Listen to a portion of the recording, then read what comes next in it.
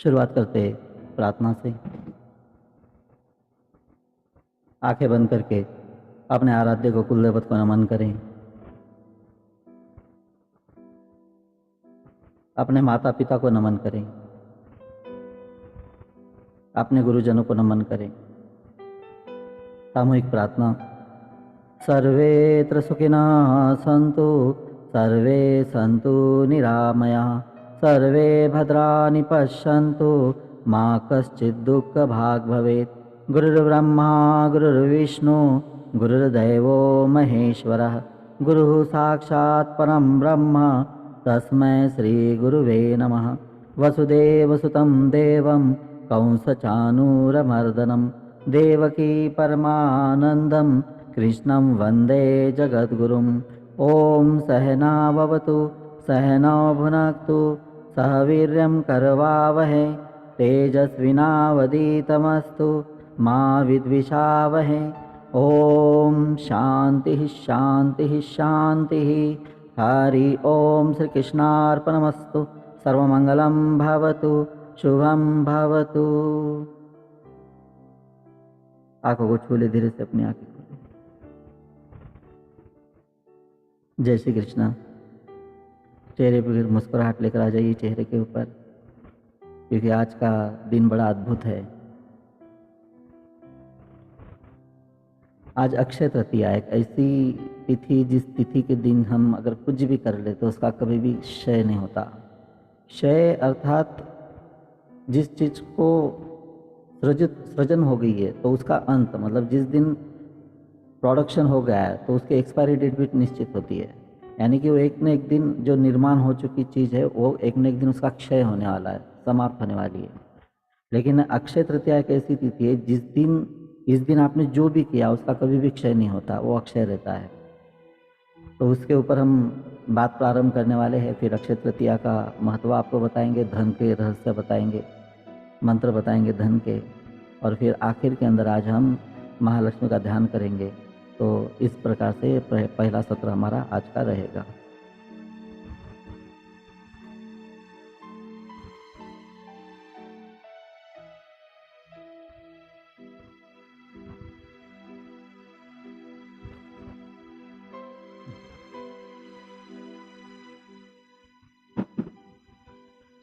अक्सर हमारा अक्षय तृतीया का जो सत्र होता है वो मतलब शाम के टाइम होता है और पूरा दिन ऐसे निकल जाता है और उसकी जानकारी आपको पता नहीं होती, और सुबह से बहुत कुछ करना होता है। इसलिए हमने एक दिन पहले आज तकरीबन हमारे जितने ग्रुप थे उस ग्रुप के अंदर अक्षय तृतीया का महत्व बोलकर एक टॉपिक पूरा हमने डाल दिया था कि जिसके अंदर आप पढ़कर कुछ चीज़ें आप घर के अंदर कर सको। एक ऐसा दिन है जहाँ पे कोई भी शुभ मांगलिक कार्य जैसे विवाह, गृह प्रवेश, घर, भूखंड या वाहन आदि की खरीदारी संबंधित कार्य किए जा सकते हैं। तृतीया तिथि को पार्वती जी ने अमोघ फल देने का सामर्थ्य का आशीर्वाद दिया था, और उस आशीर्वाद के प्रभाव से इस तिथि को किया गया कोई भी कार्य निष्फल नहीं होता। ऐसे परंपराओं से अर्वाचीन काल से ये मान्यता चली आई है, और इसके प्रमाण हमारे शास्त्रों के अंदर हमको प्राप्त होते हैं। तो पावन पर्व ये जो अक्षय तृतीया है वो वैशाख मास के शुक्ल पक्ष की तृतीया तिथि को मनाया जाता है। तो आज ये तिथि है जिसके अनुसार आज हम ये अक्षय तृतीया का पर्व मना रहे हैं। इस तिथि को अधिष्ठात्री देवी पार्वती है, जैसे मैंने अभी कहा आपको, और पौराणिक ग्रंथों के अनुसार त्रेता और सतयुग का आरंभ इसी तिथि को हुआ था, इसलिए इसे कृतयुगादि तृतीया भी कहते हैं। वैसे तो सभी 12 महीनों की शुक्ल पक्षीय तृतीया शुभ होती है, यानी कि हर महीने जो आती है ना ये शुक्ल पक्ष की तृतीया, ये 12 महीने की शुभ होती है। किसी भी महीने के अंदर आप उसको अच्छी तिथि के रूप में स्वीकार कर सकते हो किसी भी कार्य के लिए। किंतु वैशाख माह की जो स्थिति है स्वयं सिद्ध मुहूर्तों के अंदर मानी जाती है, और इसके पीछे अनेकों कारण हैं जिसके कारण इस तिथि की इतनी महत्व है और इतना उसकी सिद्धि है। शास्त्रों में अक्षय तृतीया को स्वयं सिद्ध मुहूर्त ऐसा भी कहा गया है। अक्षय तृतीया के दिन मांगलिक कार्य आदि तो हम करते ही करते हैं, लेकिन उस दिन अगर हमने कोई भी जाने अनजाने के अंदर शुभ संकल्प कर लिया तो वो भी सच होने की क्षमता रखता है। लेकिन इसके अंदर बात ऐसी आती है कि हम जब इस एक पक्ष को समझ लेते हैं कि आज के तिथि की इतना महत्व है कि आज हमने कुछ अच्छा संकल्प कर लिया, अच्छा कुछ कार्य कर लिया, तो वो कभी उसका क्षय नहीं होगा। कोई अच्छा कर्म कर लिया, दान पुण्य आदि कर लिया तो उसका क्षय नहीं होगा। लेकिन इसके विपरीत अगर हमने कुछ बुरा कर्म कर दिया, आज कुछ गलत बात कर दी, तो उसका भी क्षय नहीं होता, क्योंकि नियम तो दोनों तरफ पे लागू है। तो आज इस बात का ध्यान रखना चाहिए कि गलती से भी हमारे हाथ से कोई गलती ना हो पाए। और केवल अक्षय तृतीया नहीं, सभी त्योहारों के अंदर इस बात का ध्यान रखें कि त्योहारों में सुबह से लेकर रात तक इस बात का कंट्रोल रखें कि अपने मुख से कोई शब्द गलत निकलने ना पाए, अपने प्रति, अपने परिवारजनों के प्रति, और घर के अंदर किसी तरह का कलह न हो पाए, किसी के साथ झगड़ा न हो पाए। क्योंकि इन तिथियों के अंदर, जो भी तीज त्योहारों की तिथियां होती है, उसके अंदर कोई ना कोई शक्तियां ब्रह्मांड के अंदर कार्यरत रहती है। और ये त्योहार इसीलिए रचे गए हैं कि हमारे पूर्वजों ने और शास्त्रों के आधार पर, वेद पुराणों का अभ्यास कर, उपनिषदों का अभ्यास कर कर, इन तिथियों को खोज कर, उन तिथियों को, इन त्योहारों को ऐसे रचा हुआ है। उस दिन इतनी दिव्य शक्ति कार्यरत रहती है कि उस दिन हम कुछ भी बोल दे तो उसके ऊपर से जो ब्रह्मांड से तथास्तु आता है ना, वो बहुत प्रचंड शक्तिशाली होता है, तो वो सच होने की क्षमता रखता है। इसलिए हर त्योहार के दिन इस बात का ध्यान रखें कि गलती से भी हमारे हाथ से कोई गलती न हो पाए। उल्टा उस दिन उस त्योहार का जो महत्व है, तो उस त्योहार के महत्व का अभ्यास कर कर हम ज़्यादा से ज़्यादा उस देवी देवता से संबंधित या उस तिथि से संबंधित कार्य कर सके, जिससे साल भर वो ऊर्जा हमारे जीवन के अंदर कार्य करती रहे। लेकिन हर त्योहार दर त्योहार हम इन ऊर्जाओं को इकट्ठा करते रहते हैं। जरूरी नहीं कि जैसे आज अक्षय तृतीया है, आज अक्षय तृतीया के दिन आपने जो पुण्य कर्म कर लिया है, या जो साधना कर लिया, जो देव दर्शन कर लिए, या कुछ भी अगर आपने अच्छा अर्जित किया है, तो जरूरी नहीं कि इसी वर्ष काम आए। हो सकता है कि कोई ज़रूरत आपको आज हो, कल हो, परसों हो, अगले मास हो, अगले साल हो, 10 साल के बाद हो सकता है कि जीवन के अंतिम पलों के अंदर भी आज का किया हुआ पुण्य कर्म या कोई भी पूजा पाठ की शक्ति आपको प्राप्त हो जाए। इवन अक्षय तृतीया के अंदर ऐसा वरदान है कि इस दिन के अंदर जो हम कर्म करते हैं और जो भी पुण्य अर्जित करते हैं, वो केवल इस जन्म के अंदर ही नहीं, तो मृत्यु के उपरांत जो हमारा मार्गक्रमण होता है, हमारी जो यात्रा होती है अगले जन्म को लेने से पहले, हमारी मृत्यु होने के बाद दो चीज़ें होगी। या तो अपने लोकों को प्राप्त करने के बाद वापस हम इस भूलोक पर लौट कर आएंगे, पृथ्वी लोक पर लौट कर आएंगे, नहीं तो हमारा पुण्य कर्म अगर बहुत बलशाली है और पुण्य कर्म के साथ भक्ति है, तो हम वैकुंठ के अंदर पहुंच जाएंगे, वैकुंठ प्राप्ति हमको होगी। तो वैकुंठ की प्राप्ति होने के बाद, गोलोक में जाने के बाद वापस लौटने की आवश्यकता नहीं होती। उसको हम कहते हैं मोक्ष प्राप्ति। तो ये मोक्ष प्राप्ति जो है, इसके लिए पहले बच्चे बचपन से बड़े होने तक आकर्षित रहते थे। जीवन के अंदर कुछ पाना है तो मोक्ष प्राप्ति करनी है, ये उनको पता होता था। लेकिन आज हम सामान्यतः भगवान की भक्ति ही कई लोग जो है ठीक से नहीं कर पाते, तो इतने मोक्ष प्राप्ति जैसे दिव्य जो कंसेप्ट है वो उनको कैसे समझ में आएंगे। तो देखिए, एक साधारण 20-25 लोगों की टीम का अगर हम नेतृत्व कर ले, 100-200 लोगों की टीम का नेतृत्व कर ले, तो जो कैप्टनशिप का, जो नेतृत्व का आनंद हमको आता है, वो कितना अद्भुत होता है। और जरा सोचो कि हमारी आत्मा परमात्मा में लीन हो जाए, यानी मोक्ष प्राप्ति हो जाए, यानी हम परमात्मा के अंदर पहुंच जाए और हम पूरे ब्रह्मांड का नेतृत्व करें, क्योंकि परमात्मा समस्त ब्रह्मांड का नेतृत्व करता है, समस्त आकाश गंगा का, अनेक आकाश गंगाओं का नेतृत्व करता है। तो उस कैप्टनशिप के अंदर, नेतृत्व के अंदर कितना आनंद होगा, क्योंकि वहाँ पे परम धाम है, परम आनंद है। वहाँ पे आनंद को क्षय ही नहीं है, केवल परमानंद ही परमानंद है। तो ऐसे धाम के अंदर जाने के लिए, ऐसी मोक्ष प्राप्ति करने के लिए हम हमेशा बचपन से आकर्षित रहते थे प्राचीन काल के अंदर। लेकिन आज हमको ये समझाना पड़ता है कि मोक्ष प्राप्ति क्या होती है। तो ये अक्षय तृतीया जो है, उस दिन हम जो कर्म करते हैं, तो वो सामान्य 364 के दिनों के बजाय इस दिन के अंदर अधिक महत्व रखते हैं। तो जैसे इसके अंदर बरकत होती है, आज जो भी हम काम करते हैं बरकत होती है, इसलिए इस दिन के अंदर क्या होता है, क्योंकि आज के दिन है ना, लक्ष्मी जी ने कुबेर जी को पूरा भंडार, खजाना प्रदान किया था। आज उनको अपॉइंट किया था, पूरे ब्रह्मांड के खजाने के खजानची यानी कैशियर आप रहोगे। तो आज कुबेर जी को वो पद मिला था।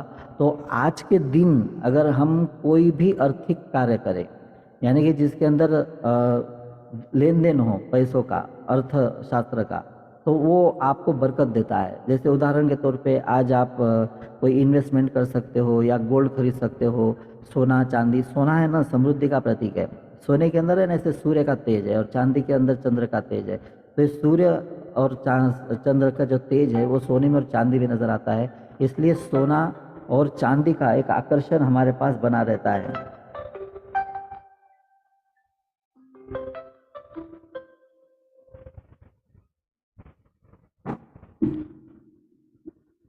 तो ये समृद्धि का प्रतीक माना गया है। प्राचीन काल से देवी देवताओं के आप स्वर्ण मुकुट देखोगे, स्वर्ण अलंकार देखोगे तो सोने के थे।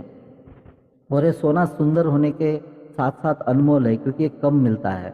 और इसके लिए पहले धन, अगर मोहरे भी अगर होती थी, धन भी होता था, वो सोने के रूप में, चांदी के रूप में होता था। मुद्राएं जो होती थी वो उसी के अंदर बनती थी और उसका संचय हम करते थे।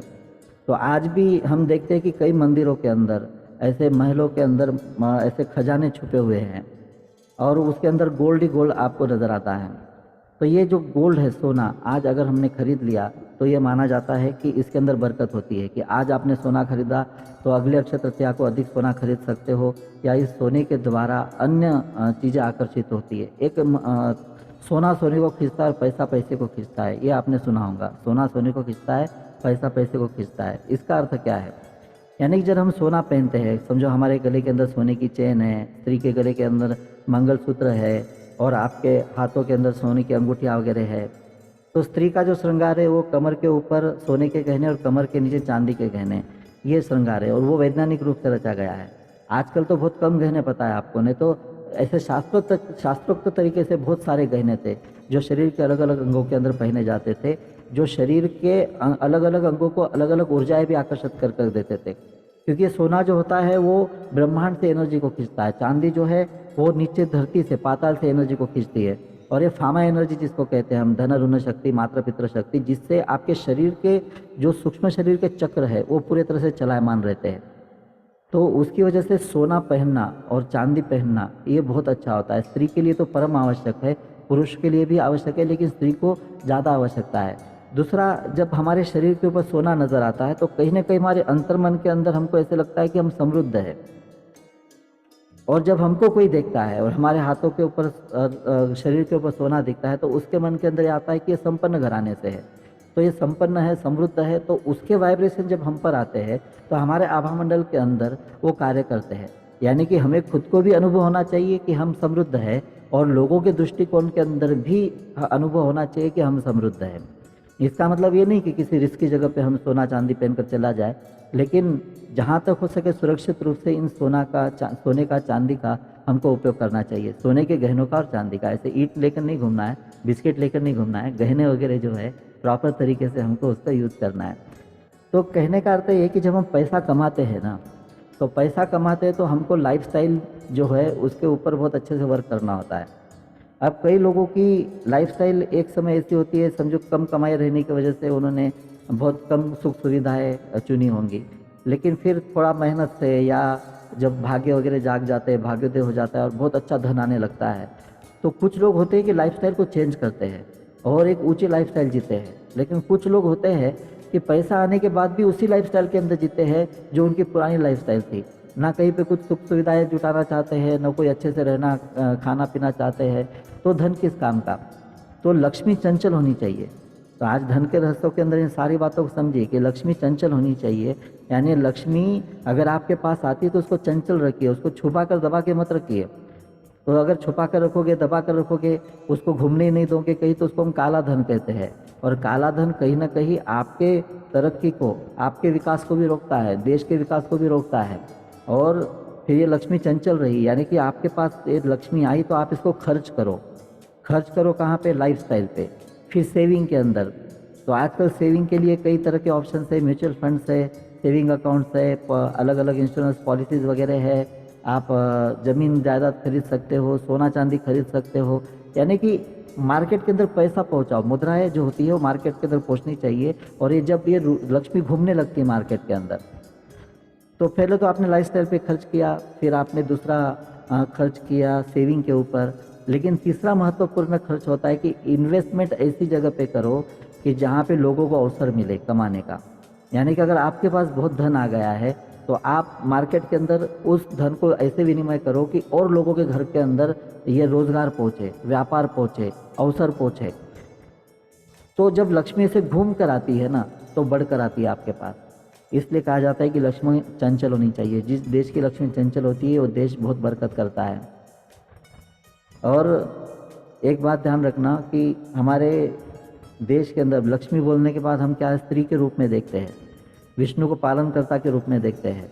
लेकिन धन की देवी कौन है? धन के देवता नहीं बोलते कि विष्णु है, लेकिन धन की देवी कौन है? लक्ष्मी है। फिर विद्या की देवी कौन है? सरस्वती है।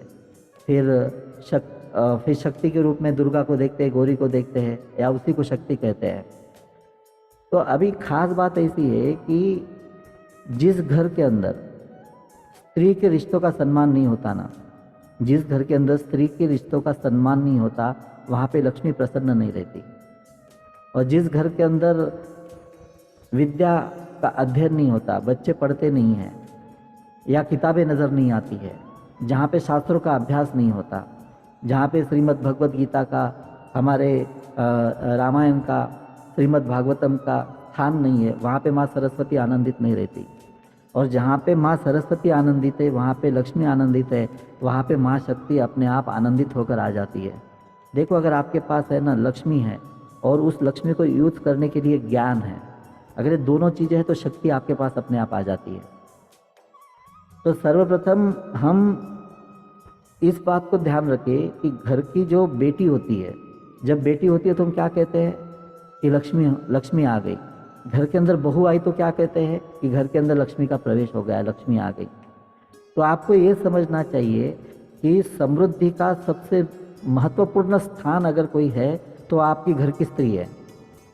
चाहे वो आपकी बेटी हो, चाहे आपकी बहन हो, चाहे आपकी माँ हो, चाहे आपकी पत्नी हो, घर की स्त्रियाँ अगर सुखी होंगी, आनंदित होगी, संपन्न होंगी, उनको पूरा सम्मान दिया जाता है पुरुष की ओर से, तो उस घर के अंदर लक्ष्मी आनंदित रहती है। कहते हैं ना, बहन बेटियों को देना चाहिए, बहन बेटियों को जितना दोगे उतना बढ़कर आता है आपके पास। तो ये परंपरागत तरीके से चलती हुई चीज़ है। बेटी को दिया जाता है, बेटी से लिया नहीं जाता है। ये भी हमारे देश के अंदर परंपरा है। क्यों? क्योंकि ये कहा गया है कि आप बेटी को जितना दोगे, बहन को जितना दोगे, उनके जो आशीर्वाद, क्योंकि बहन जैसा आशीर्वाद, बेटी जैसा आशीर्वाद एक माँ भी नहीं दे सकती। बेटी बेटी होती है, बेटी का आशीर्वाद जो होता है इसकी बराबरी एक माँ भी नहीं कर सकती। बहन के दुलार की बराबरी माँ की ममता श्रेष्ठ है, लेकिन बहन का दुलार, खासकर बड़ी बहन का दुलार तो बहुत अद्भुत होता है। वो दूसरी माँ होती है एक तरह से। तो जितने भी रिश्ते हैं पुरुष के जीवन के अंदर, ध्यान रखें, चाहे बेटी हो, चाहे बहन हो, चाहे माँ हो, चाहे पत्नी हो, चाहे दादी हो, चाहे नानी हो, चाहे बुआ हो, चाहे मौसी हो, इतने रिश्ते भारत के अंदर ही है। विदेशी धर्मों के अंदर इतने रिश्ते नहीं मिलेंगे। वहाँ पे रिश्ते कम हो जाते हैं, कटौती हो जाती है। ये रिश्ते की, ये परिवार के सौंदर्य है हमारे पास। तो इन सारे रिश्तों को सम्मान देने वाला पुरुष कभी भी धन के अभाव के अंदर नहीं रहता। फिर दूसरा महत्व इसके अंदर ऐसे है कि हम इस देश को भी अपनी माँ कहते हैं, यानी कि इस देश को मातृभूमि कहते हैं, माँ कहते हैं, और अपने धर्म को, अपने समाज को जो है अपने जीवन का अंग मानते हैं। तो हमको क्या करना होता है कि हम जब अपने लाइफस्टाइल से अधिक, यानी आवश्यकताओं से अधिक जब धन कमाने लगते हैं, तो उसका 10% पैसा जो होता है, 10% पैसा, ये हमको समाज के लिए, धर्म के लिए दान करना होता है। तो आज अक्षय तृतीया है, और अक्षय तृतीया के दिन जो दान और धर्म आप करते हो, वो आपको न केवल इस जन्म के अंदर, तो मृत्यु के उपरांत की यात्रा के अंदर, या अगले बार किसी अच्छे संपन्न घर के अंदर जन्म लेने के लिए भी काम आता है। एक बार ध्यान रखना कि पूर्व जन्म के अंदर हमारी जिन स्थितियों परिस्थितियों के अंदर मृत्यु होती है, अगले जन्म के अंदर उन्हीं स्थिति परिस्थितियों के अंदर हमको वापस जन्म लेना पड़ता है। यानी जहाँ पे हमने स्टोरी का एंड किया, वहीं पे हमको स्टार्ट करना पड़ता है। तो अगर हमने अक्षय तृतीया के दिन अगर दान पुण्य किया, उच्च कर्म किए, तो जो हमारा स्थान है ना, जो अगले जन्म के अंदर हमको मिलना है, अगर वैकुंठ प्राप्ति नहीं हुई, अगर हमको धरा पर ही वापस लौटना है, तो जहाँ पे हमने स्टोरी एंड की थी वहाँ पे स्टार्ट करना है ना, उससे कहीं आगे जाके स्टार्ट करेंगे हम। यानी कि जो हमारा अधिकार है उससे अधिक मिलेगा अगले जन्म के अंदर, अगर अक्षय तृतीया के दिन आपने दान पुण्य कर्म आदि किया तो। इसलिए आज गौशालाओं के अंदर, मंदिरों के अंदर, अन्न क्षेत्रों के अंदर काफ़ी लोग जाकर दान करते हैं। आज तो ऑनलाइन के तरीके से भी किया जाता है। तो कई जगह पे जाकर ये दान धर्म पुण्य कर्म आदि होता है। और ये कितनी अच्छी व्यवस्था बनाई गई है। इस साल में एक बार लोग निरीक्षण करते हैं कि हमारे पास कितना धन है, कितना वैभव है, कितनी संपदा है, तो उसके अनुसार हम जाए और ये दान पुण्य कर्म आदि कर कर आए, क्योंकि ये सब हमारे लिए नहीं है, ये परमात्मा ने हमको दिया है, माँ लक्ष्मी ने दिया है। तो ये माँ लक्ष्मी इसकी अधिकारी है, और ये धरती के ऊपर जितनी भी संतानें हैं वो सब माँ लक्ष्मी की है, विष्णु की है। तो जहाँ पे भी धन का अभाव है वहाँ पे कुछ न कुछ हमारा भाग, हमारे हाथों से कुछ योगदान वहाँ पे होना चाहिए। अगर हमने अपना 10% अगर अपने कमाई का धर्म के लिए, देश के लिए, समाज के लिए अगर हमने यूज़ किया, तो कभी भी हमको धन का अभाव का नहीं होगा, कभी भी हमारे जीवन के अंदर धन की कमी नहीं रहेगी। तो 2 सूत्र मैंने आपको बताया, स्त्री रिश्तों का सम्मान, और दूसरा 10% कमाई का हम हमेशा देश, धर्म और समाज के लिए यूज़ करें। जो इनकम टैक्स वगैरह भरते हैं ना, वो बात अलग है, वो तो देश के लिए यूज़ ही कर रहे हो आप। लेकिन जो अन्य पुण्य कर्म आदि होते हैं, लेकिन दिखावे के लिए किया गया पुण्य कर्म दिखा सकते हो आप, दिखाना बुरी बात नहीं है। जैसे मैंने अगर कहीं पे दान धर्म किया है और मेरे दान धर्मों को देखकर अगर कोई दूसरा व्यक्ति प्रेरित होता है कि मैं भी कर दूँ, तो इसमें बुरा क्या है? तो अहम अहंकार का मतलब अपने दान कर्म का प्रदर्शन नहीं करना चाहिए। हाँ, आपसे प्रेरित हो कोई इसलिए आप दिखा सकते हो, तो अगर आप अपना अहम अहंकार दिखा रहे हो तो कहीं ना कहीं उसका पुण्य क्षय हो जाता है। इसलिए ऐसे मनोभाव से करें कि सच में आप इस धर्म के लिए, देश के लिए, समाज के लिए कुछ योगदान देना चाहते हो। तो मन का वो भाव होना चाहिए, प्रार्थना के साथ दे, ये धन जो भी मैं समाज के लिए, धर्म के लिए, देश के लिए दे रहा हूँ, इससे सभी जगह पे संपन्नता आए, सुख आए, आनंद आए। फिर और एक सूत्र मैं आपको बताता हूँ धनवान होने का। कई बार क्या होता है कि हमसे कम लाइफस्टाइल वाले लोगों के साथ हम कैसे बर्ताव करते हैं, इसके ऊपर भी हमारी धन संपदा कितनी होगी निश्चित होता है, हमारा प्रोग्रेस कैसे होगा वो निश्चित होता है। आमतौर पर हम क्या करते हैं कि जैसे ही धन हमारे पास आने लगता है तो अपने समांतर लोगों के साथ रहना चाहते हैं, और ठीक भी एक तरह से कि आप अपने लाइफस्टाइल के हिसाब से अपने साथ संगत चुनो और उसके साथ रहो। परंतु जो पिछड़े हैं, जो पीछे छूट गए हैं, उनको नहीं भूलना चाहिए, उनको थोड़ा बहुत समय तो देना ही चाहिए, मित्र हो, रिश्तेदार हो, सब हो। और अगर उनकी योग्यता है और आप देना चाहो तो उनको सहायता वगैरह भी दे सकते हो। परंतु अपने से कम लाइफस्टाइल वाले लोग, ये कहने का अर्थ मेरा ये था कि जैसे उदाहरण के तौर पे अगर आप किसी होटल के अंदर जाते हो तो होटल के अंदर जाने के बाद जितना बड़ा होटल है उतनी बड़ी टिप छोड़ कर आते हो, सही है ना? लेकिन अभी आप जब सब्जी खरीदने के लिए जाते हो तो 100 रुपए की सब्जी खरीदने के बाद क्या कहते हो वहाँ पे कि 10 रुपये और कम कर दो। यानी कि जहाँ पे टिप देना था, देने का अधिकार मतलब देने की आवश्यकता नहीं थी, वहाँ पे टिप देकर आ गए, और जहाँ पे टिप देना बनता था वहाँ पे आपने टिप देने के बजाय रुपया कम करके आ गए। तो कहने का अर्थ ये है कि जब आपसे कम लाइफस्टाइल वाले लोगों से आप कुछ खरीदते हो तो खरीदते समय ऐसे थोड़े से रुपयों के लिए किचकिच नहीं करना चाहिए। पूरे मनोभाव से मन अच्छा रखकर उनके घर के अंदर भी मेरे घर के जैसी संपन्नता है ऐसा भाव रखकर जब धन खर्च करते हैं, हम जब पैसा देते हैं, तो ऐसी जो खरीदी होती है वो कहीं ना कहीं हमको और अधिक धनवान बनवाती है। तो ये एक सूत्र मैंने आपको यहाँ पे बताया। फिर और एक सूत्र ऐसा है कि अन्न, तो अन्नदान का महत्व तो है ही, लेकिन अन्नदान कर कर अगर हम अन्न झूठा छोड़ते हैं और अन्न फेंकने के अंदर हमारे द्वारा जाता है, तो अन्न दान कर कर हमने जो पुण्य कर्म प्राप्त किया है वो कहीं ना कहीं उसका क्षय हो जाता है। तो आज आप अक्षय तृतीया के दिन इस बात का संकल्प ले सकते हो कि मैं जीवन के अंदर थाली के अंदर उतना ही लूँगा जितना मुझे खाना है, मैं कभी भी झूठा नहीं डालूंगा, कभी भी झूठा नहीं डालूंगी। क्योंकि होता क्या है कि जब हम थाली के अंदर झूठा छोड़ते हैं तो और उस समय धरती के ऊपर कोई प्राणी भूख के अभाव में सोया है, मतलब अन्न के अभाव में भूखा सोया है, अन्न के अभाव में भूखा सोया है।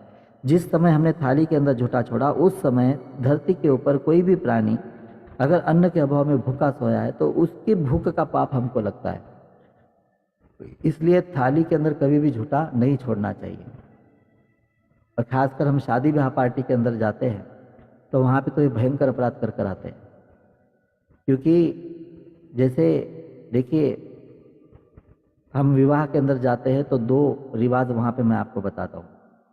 पहले तो हम वहाँ पे कुछ न कुछ दे के आते हैं, अर्थात जो मेरी गांव की बेटी है वो जा रही है, विदा हो रही है, तो ये परिवार जो है अपने तरफ से तो उसको दे ही रहा है सब कुछ, लेकिन मेरे गांव की बेटी है, मेरे रिश्तेदार की बेटी है, मेरे मित्र की बेटी है, इसलिए मैं मेरा योगदान दूँ, ऐसे कहकर उस कन्यादान के अंदर अपना योगदान वहाँ पे दिया जाता है। यानी कि हम वहाँ पे या कोई वस्तु, कोई धन पैकेट के अंदर डालकर लिफाफा आदि हम देते हैं। तो ये भी समृद्धि का लक्षण है, समृद्धि का भाव है। ये पूर्वजों ने बहुत सोच समझ कर बनाया हुआ है। फिर आप बोलो कि कन्या जा रही है, लेकिन हम तो लड़के की शादी में भी तो जा रहे हैं, तो वहाँ पे भी तो कन्या आ रही है ना, बहू आ रही है। तो या तो जाती हुई लक्ष्मी को, यानी कि जो गांव की बेटी विदा हो रही है, उसको आप धन दे के विदा कर रहे हो, और आप वर पक्ष की तरफ से, लड़के की तरफ से अगर विवाह के अंदर जा रहे हो, तो जो बहू आपके गांव के अंदर नई बहू आई है, उसको धन देकर उसका स्वागत कर रहे हो। तो ये दोनों भी समृद्धि के भाव है। लेकिन जब इसी विवाह के अंदर जब हम भोजन करने के लिए जाते हैं, तो ध्यान रखें कि एक बेटी का पिता जो होता है ना, ये बहुत मनोभाव से कि मेरी बेटी का विवाह है, और उस दिन उसने जो रसोई बनाई होती है ना, वो एक प्रसाद होता है। तो देखिए, जब हम देवी को भोग लगाते हैं, भगवान को भोग धरते हैं ऐसे, तो वो उसके अंदर ताकत आ जाती है, शक्ति आ जाती है भगवान की। और जिस पिता ने जिस देवी को, क्योंकि हम कन्या को बचपन से पिता पूछता है चरणों को, जब तक वो कुमारी कन्या होती है तब तक पिता हर नवरात्रि के अंदर अपने कन्या के पाद पूजन करता है, उसके पाँव की पूजा करता है। तो जिस देवी को उसने विदा करने के लिए सारा भोजन बनाया हुआ है, उस दिन हमने थाली में लेकर उसको झूठा फेंका, तो आपने हजारों थालियों का अपमान किया है, न जाने हजारों गुना कितना अन्न का अपमान किया है। तो अन्न का अपमान करने वाला ऐसा व्यक्ति कभी भी संपूर्ण रूप से समृद्ध नहीं हो पाता। या समृद्धि आ भी रही होती है तो कहीं ना कहीं उसके भाग्य के अंदर कटौती होती है। इसलिए अन्न का अपमान नहीं करना चाहिए कहीं पे, शादी विवाह में तो बिल्कुल नहीं करना चाहिए, और अपने घर के अंदर तो इस बात का अवश्य स्मरण रखें। तो अन्न है पूर्ण ब्रह्म, ऐसे मराठी के अंदर कहा जाता है कि अन्न पूर्ण ब्रह्म है। तो ये पूर्ण ब्रह्म है, तो क्योंकि इसको भी पहले ना, आज विनिमय के लिए हमारे पास ये है, मुद्राएं है, पैसे नोट है, लेकिन पहले किसी को धान की जरूरत होती तो धान दे देता था, उसके बदले में उसके पास से कुछ और लेके आ जाता था। यानी कि इसको भी विनिमय के रूप में अंदर यूज किया जाता है, ये भी धन का स्वरूप है। तो अन्न का सम्मान भी आप यहाँ पे करें। दूसरा, आप बही खाता, ये शब्द आपने सुना होगा, जिसको आपने अकाउंट, ये बही खाता बोलने के बाद है थोड़ा ऊंचा लगता है, अकाउंट एक जनरल वर्ड लगता है। तो बही खाता अर्थात क्या है कि हर परिवार को पता होता था कि कितने रुपए आ रहे और कितने रुपए जा रहे। तो अगर आपने अक्षय तृतीया के दिन से, आज से अगर निश्चय कर लिया कि मैं कितने रुपए, चाहे स्त्री हो या पुरुष हो, तो हमारे पास कितने रुपए आ रहे और कितने रुपए जा रहे, अगर हम उसका हिसाब रखें और बच कितने रहे हैं और हमारे ऊपर कितनी जिम्मेदारियां हैं, इस सारी चीज़ों को अगर हमने लिखा, तो देखो 100 बार बका 1 बार लिखा, ऐसी कहावत है। यानी आपने 100 बार बक दिया और 1 बार लिख दिया, तो वो 1 बार लिखना यानी 100 बार बकना है। इसलिए कहो मत, सोचो मत, किसी को कहना है ना, बकना नहीं। जो खुद को बार बार बोलते रहते हो ना अंदर के अंदर, वो भी बकवास ही होती है, बकना ही होता है उसको भी। तो लिखो। तो ये सरस्वती का वरदान है कि लक्ष्मी का हिसाब जब सरस्वती के द्वारा रखा जाएगा, उसको बही खाता कहा जाता है। लक्ष्मी का हिसाब जब सरस्वती के द्वारा रखा जाता है तो उसको बही खाता कहते हैं। इसलिए दिवाली को हम बही खाते की पूजा करते हैं, केवल धन की पूजा नहीं करते। तो आप जैसे भी आपको लिखना आता है लिखिए, या जनरल चीज़ें होती है, अकाउंट कैसे लिखा जाता है वगैरह, आप यूट्यूब पर भी जाकर आज सीख सकते हो। लेकिन आप देखोगे कि जैसे आपने लिखना शुरू कर दिया ना कहीं एक आर्थिक चेतना आपके घर के अंदर आ जाती है, और आपको समझ में आने लगता है कि आखिर आपको क्या गोल करना है, कितना अचीव करना है, और कितना कमाना है, कितना बचाना है, ये सब।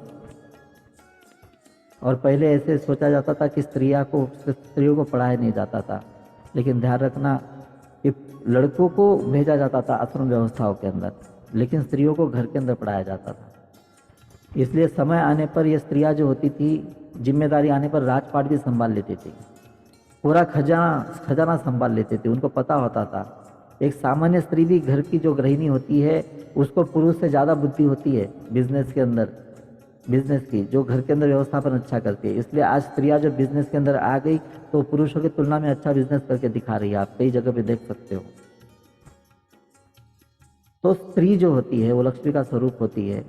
तो स्त्रियां बही खाता लिखे, पुरुष बही खाता लिखे बिजनेस का। अगर स्त्री गृहिणी है तो वो अपने घर का हिसाब किताब लिखे, इससे आपके घर के अंदर बरकत ही बरकत होगी। फिर अभी है ना, एक छोटी सी चीज़ मैं करता हूँ आपको, एक सिद्धांत है और उस सिद्धांत को बताकर उसका एक छोटा सा मेडिटेशन आंखें बंद करके मैं आपको करवाता हूँ, तो उससे आपको कुछ बातें ध्यान में आएंगी।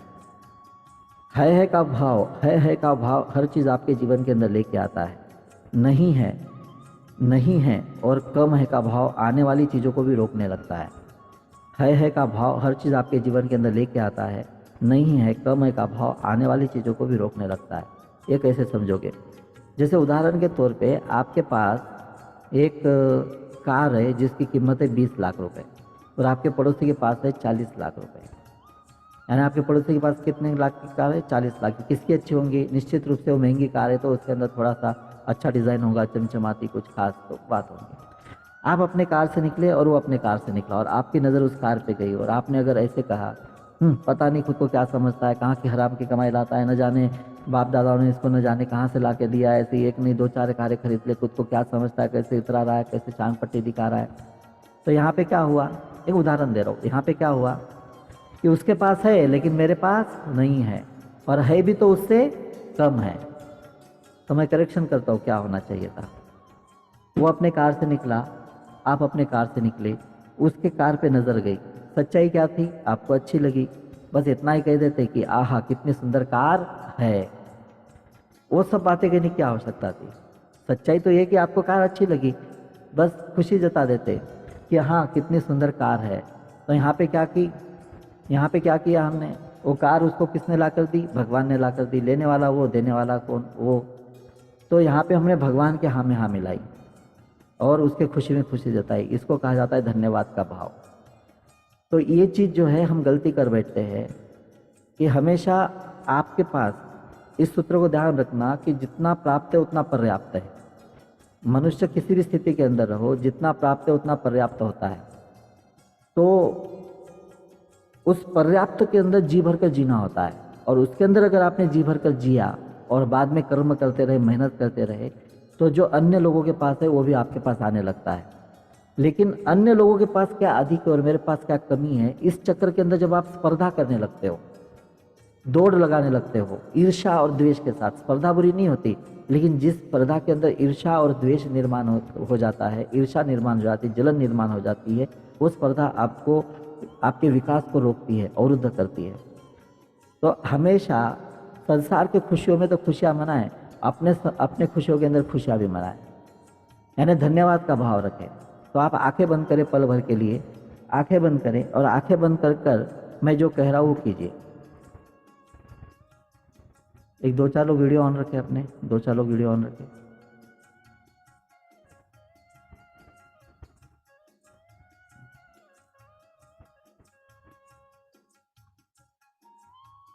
आंखें बंद करें।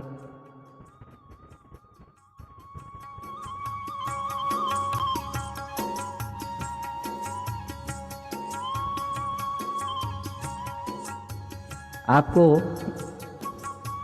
एक 5 ऐसी चीज़ें याद करनी है जो बहुत महंगी है आपके जीवन के अंदर, और आपने पाई है उसको, आपके पास है। ऐसी सबसे 5 महंगी चीज़ों को याद करना है आपको। याद कीजिए क्या क्या है आपके पास।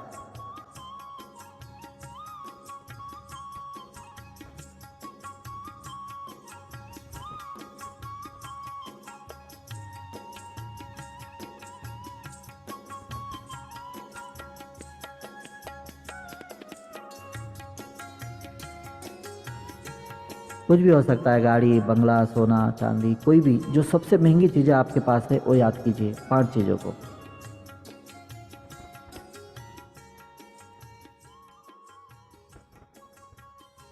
और अब एक बार भी याद कीजिए कि इन 5 चीज़ों के लिए आपने भगवान को या ब्रह्मांड के किसी भी अस्तित्व को धन्यवाद दिया है क्या, थैंक यू बोला है क्या, ये मेरे पास है? याद कीजिए, आपने धन्यवाद दिया है क्या, थैंक यू बोला है क्या?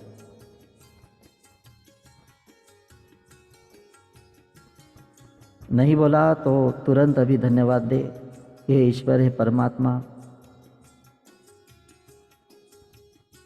ये 5 चीज़ें और ऐसी कई चीज़ें जो हमें मिली है उसके लिए मैं धन्यवाद देता हूँ।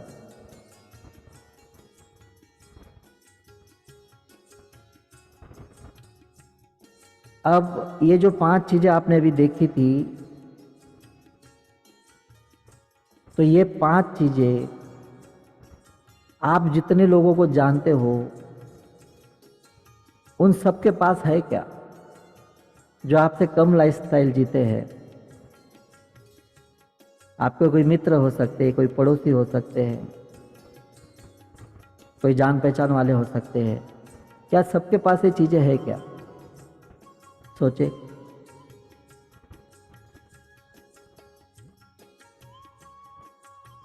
निश्चित रूप से ये सब चीज़ें सबके पास नहीं है, लेकिन फिर भी वो जी रहे, मुस्कुरा रहे। जब उनके पास नहीं है तो वो मुस्कुरा रहे, आनंदित है, तो फिर हमारे पास है तो हम दुखी क्यों हैं? क्यों? क्योंकि हमारे पास धन्यवाद के भाव की कमी है।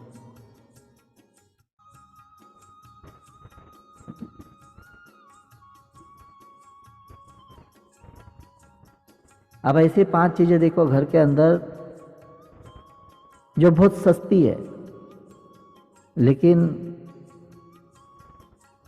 काम की है। सस्ती तो है लेकिन बहुत काम की है। ऐसी 5 चीजें देखो फट से।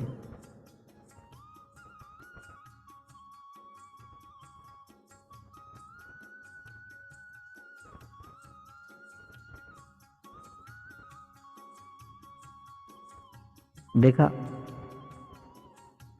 तब इस पे से आपको ध्यान में आएगा कि वस्तु कितनी महंगी है इसका महत्व नहीं होता, वस्तु कितने काम की है इसका महत्व होता है।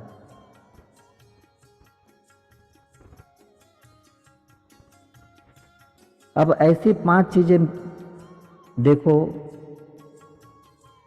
कि जिसको पाने के लिए आपने कुछ भी नहीं किया है, कोई मेहनत नहीं की है, कुछ भी नहीं किया है, ये आपको ऐसी गिफ्ट के अंदर मिली है। चाहे आपके पिता के पास से मिली हो, पूर्वजों के पास से मिली हो, या कहीं से लॉटरी लग गई हो, कुछ भी, कि बगैर कुछ किए आपको कुछ मिला है जीवन के अंदर। ऐसी 5 चीजें देखिए जिसके अंदर आपका कोई रोल नहीं है लेकिन आपके पास है।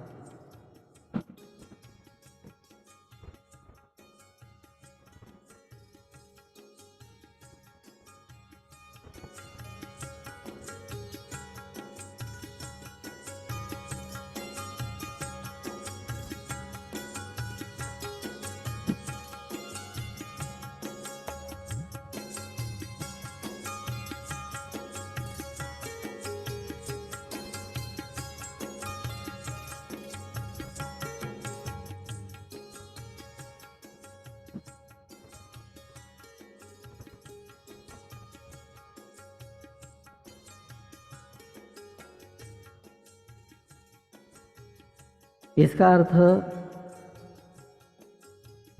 हमने बहुत सारी शिकायतें की कि हमको ये नहीं मिला, हमको वो नहीं मिला, हमारे पास ये नहीं है, हमारे पास वो नहीं है। हमने प्रार्थना की, हमने पूजा की, लेकिन हमको जैसा चाहिए था वैसा नहीं मिला। लेकिन हमने ये ध्यान नहीं दिया कि बगैर मांगे भी परमात्मा ने हमको बहुत कुछ दिया हुआ है, लेकिन उसके प्रति भी हमने कभी धन्यवाद नहीं दिया। तो माँ लक्ष्मी का स्मरण करें, भगवान विष्णु का स्मरण करें, अपने कुलदेवी कुलदेवता का स्मरण करें, अपने माता पिता का, अपने परिवार का स्मरण करें, और जहाँ जहाँ से जो जो आपके पास आया है उसको एक स्वर्ण प्रकाश के रूप में अनुभव करें और कहे कि समस्त ब्रह्मांड का, समस्त रिश्तों नातों का, अस्तित्व का, समस्त देवी देवताओं का, गुरुजनों का मैं धन्यवाद करता हूँ जो कुछ मैंने आज तक पाया और जो आगे पाऊंगा उसके लिए भी धन्यवाद। हम बोलते हैं ना एडवांस के अंदर थैंक यू, तो एडवांस के अंदर है।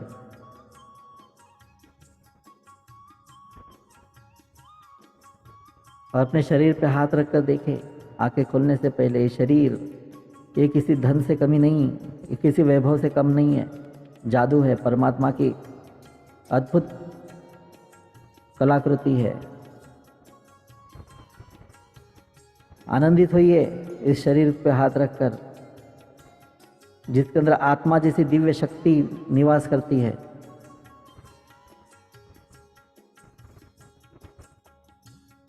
चलो, सुंदर ध्यान किया, हाथों का घर्षण करो, चेहरे पे घुमाओ, आंखों पे घुमाओ, धीरे से अपनी आंखें खोलो।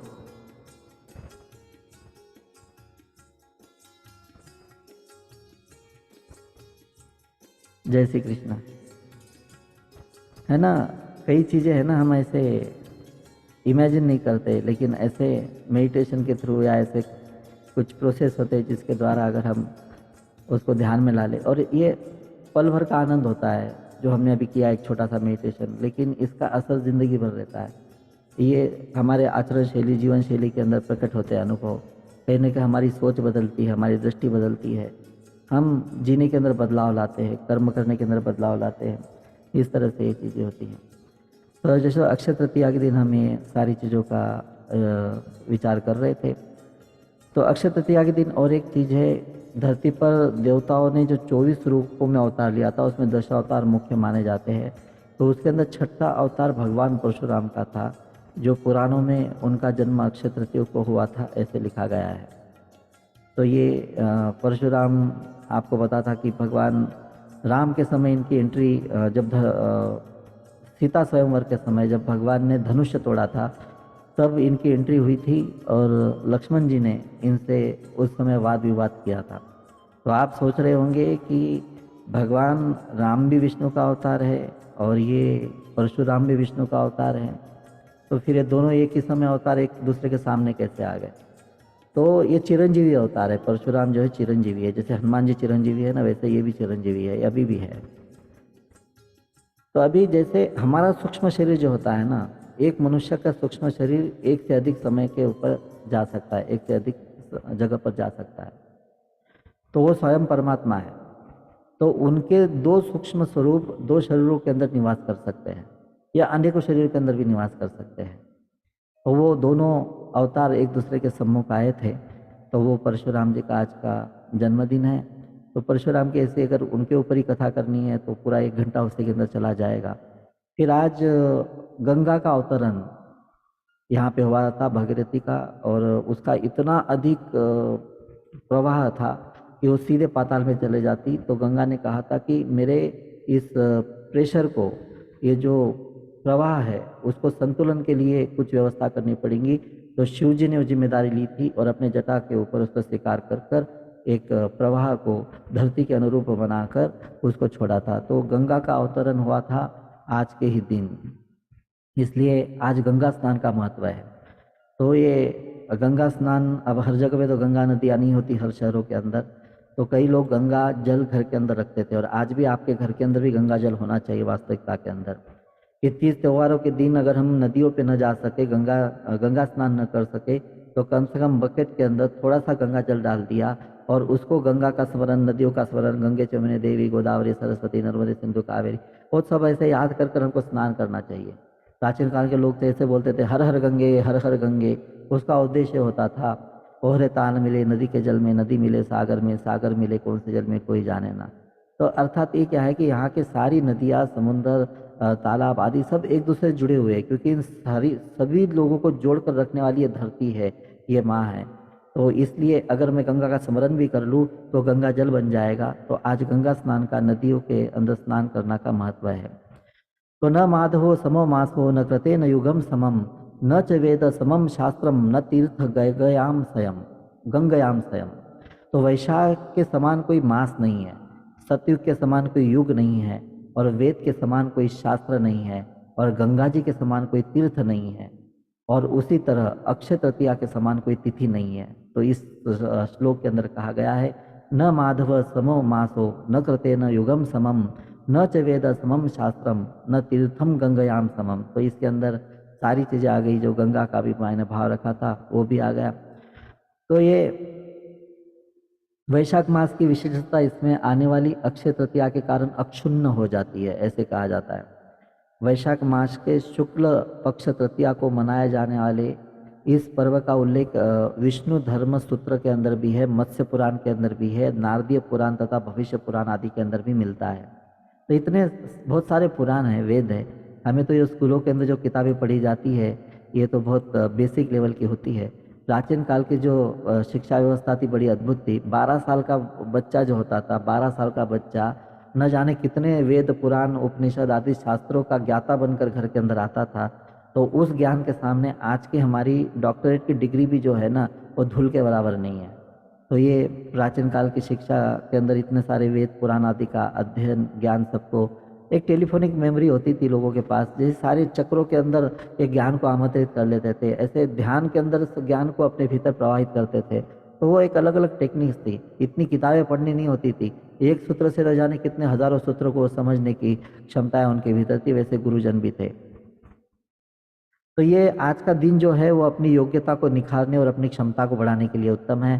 तो आज आप अपने योग्यता और क्षमता के अनुसार अगर कुछ अच्छे संकल्प कर सको तो उस संकल्प के अंदर बल मिलता है, और उस संकल्प को सच करने के लिए आपको योजना बनानी होती है आज, और उसके ऊपर अमल करने का दृढ़ संकल्प लेना होता है। यह मुहूर्त अपने कर्मों को सही दिशा में प्रोत्साहित करने के लिए श्रेष्ठ माना जाता है। शायद यही मुख्य कारण है कि आज इस काल को दान इत्यादि के लिए सबसे अच्छा माना जाता है। तो अभी अक्षय तृतीया के पीछे हिंदुओं की एक रोचक मान्यता है कि जब कृष्ण धरती पर जन्म लिया था, तब अक्षय तृतीया के दिन उनके निर्धन मित्र सुदामा कृष्ण से मिलने पहुंचे थे। तो देखिए यहाँ पे सुदामा का चरित्र थोड़ा सा कई अतिशोक्ति कर लोग प्रस्तुत करते हैं। तो वो इतना भी दरिद्र नहीं था कि उसके पास कपड़े पहनने के लिए नहीं थे, खाने के लिए नहीं थे, बच्चे 10 दिन से भूखे थे, ऐसा कुछ नहीं था।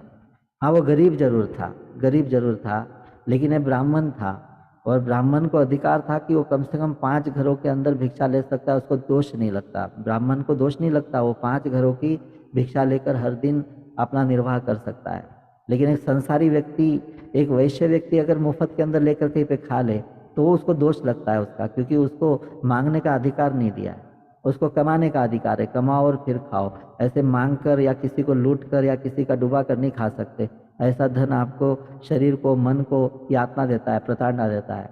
लेकिन ब्राह्मण को अधिकार है जन्मतः कि वो 5 घरों के अंदर भिक्षा ले सकता है, ऐसे शास्त्र कहते हैं। तो सुदामा लेकिन एक ऐसा व्यक्ति था, वो किसी के घर पे जाकर कुछ मांगता नहीं था। तो जो भी उदार निर्वाह उसके कमाई से होता था, उससे वो अपना घर चलाता था। लेकिन उसकी पत्नी ने एक दिन कहा कि द्वारकाधीश आपके मित्र है, और हमारे पास जो भी है धन, जो भी हमारी कमाई है वो बहुत कम है, ठीक से कपड़े पहनने के लिए नहीं है, लोगों के जैसे वस्त्र तो है लेकिन ऐसे संपन्न नहीं है, छोटी सी झोपड़ी में हम रहते हैं, संसाधन कम है। तो इतनी गरीबी के दिन हम देख रहे हैं, तो आप द्वारकाधीश के पास जाइए। तो वहाँ पे सुदामा प्रसन्न हुए कि आज मेरी स्त्री ने, मेरे पत्नी ने मुझे भगवान के पास जाने के लिए कहा है। तो वो मेरे मित्र है लेकिन भगवान है। देखना, एक बात ध्यान रखना, जिस घर के अंदर स्त्री जो होती है ना, एक घर के अंदर ऐसी स्त्री आ जाए जो घर के पुरुषों को, बच्चों को अगर भगवान के पास जाने के लिए दिशा निर्देश दे, भगवत भक्ति करने के निर्देश दे, तो वो स्त्री केवल उस एक परिवार का नहीं, अगले 7 पीढ़ियों का कल्याण कर देती है। और अगर ऐसी स्त्री घर के अंदर आ जाए जो खुद तो कुछ करती नहीं परमात्मा का, भगवान का, और अपने परिवारजनों को भी करने के लिए रोकती है, तो वो पिछली 7 पीढ़ियों का शाप ले लेती है और अगले 7 पीढ़ियों का अनर्थ कर देती है। क्योंकि जब उसके बच्चे ही ऐसे नहीं निकलेंगे धार्मिक वृत्ति के, तो आगे के कैसे निकलेंगे। इसलिए ध्यान रखना कि अगर आपकी पत्नी घर के अंदर आपको कहती है कि भगवान की पूजा करो, मंदिर जाओ, तो आपको उत्सव मनाना चाहिए, उत्सव मनाना चाहिए। ऐसी स्त्री घर के अंदर रहना, अर्थात उस घर का कल्याण हो जाता है। पूर्वज ऊपर से आनंदित होकर सुख बरसाने लगते हैं, आशीर्वाद बरसाने लगते हैं। तो घर की स्त्री जो होती है अपनी सोच कैसी रखती है, तो उसके ऊपर उसके परिवार जो है वो किसी न तरह समृद्धि के अंदर, प्रभाव और अभाव के अंदर आते हैं। तो मैं ये सुदामा की पत्नी कहती है कि जाइए द्वारकाधीश के पास। और जब वो सुदामा गए हैं द्वार के ऊपर, तो वहाँ पे उसकी हंसी ठट्टा हुई है कि ये कैसे वस्त्र पहन के और कह रहा है कि ये कृष्ण इसके मित्र है। लेकिन किसी एक सेवक को उसकी दया आ गई, उसने सोचा कि हो सकता है कि उनके मित्र हो, तो जाकर बता तो दूँ। तो अंदर जब गए थे, वो अक्षय तृतीया का दिन था, सेवक जब गया तो कृष्ण अपने 16,108 रानियों के साथ वहाँ पे पूरी तरह से जो भी उनके सामने अन्न आदि, क्योंकि अक्षय तृतीया के दिन ऐसे प्रसाद आदि सब बनता है, सब उनके पास रखा हुआ था, सब सेवा के अंदर लगी हुई थी हाथ जोड़कर। तो उसी के अंदर वो सेवक आया और उसने उसका वर्णन किया सुदामा का कि ऐसा ऐसा व्यक्ति है। पहले वर्णन किया और फिर कृष्ण ने पूछा कि उसका नाम क्या है। जैसे उन्होंने कहा कि सुदामा, तो कृष्ण पागलों की तरह दौड़ते दौड़ते गए हैं और जाकर वहाँ पे उसको गले लगाया है। लेकिन आपको सबको पता होगा कि उसने क्या लाया था। तो पत्नी ने कहा कि आप खाली हाथ जाओगे क्या मित्र को मिलने के लिए, तो जाते समय कुछ लेके जाओ। तो सुदामा ने कहा लेकर क्या लेकर जाओ, कोई वस्तु लेकर जाओ, तो उसके पास तो सब कुछ है, वो वस्तु से कैसे संतुष्ट होगा, क्या मैं उसके लिए लेकर जाऊँ, कुछ समझ नहीं आ रहा। तो उसको क्या भाता था बताइए। तो बोले उसको चावल बहुत भाते थे, पोहे बहुत भाते थे, मराठी में हम पोहे बोलते, चावल आदि अलग अलग एक ही, तो कुछ भी समझ लीजिए। तो उसको बहुत भाते थे। तो उसने कहा कि तू एक काम कर, तू वही दे दे। उसने ये नहीं सोचा कि कृष्ण इससे, मतलब ये कृष्ण के लिए इसका मोल कितना है। तो भगवान को जब भोग धरते हैं ना, उसके अंदर भाव महत्वपूर्ण होता है जी। वो आपने कितना महंगा लिया है, कितना महंगा बनाया है, उसका महत्व नहीं रहता।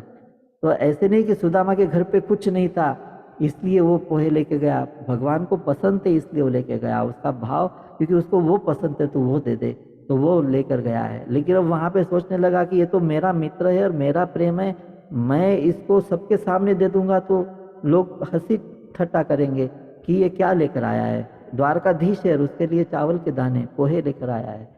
लेकिन क्या लाया है बता, कृष्ण ने प्रेम से बताया, क्योंकि कृष्ण को पता था कि मेरा सखा ऐसे तो नहीं आएगा।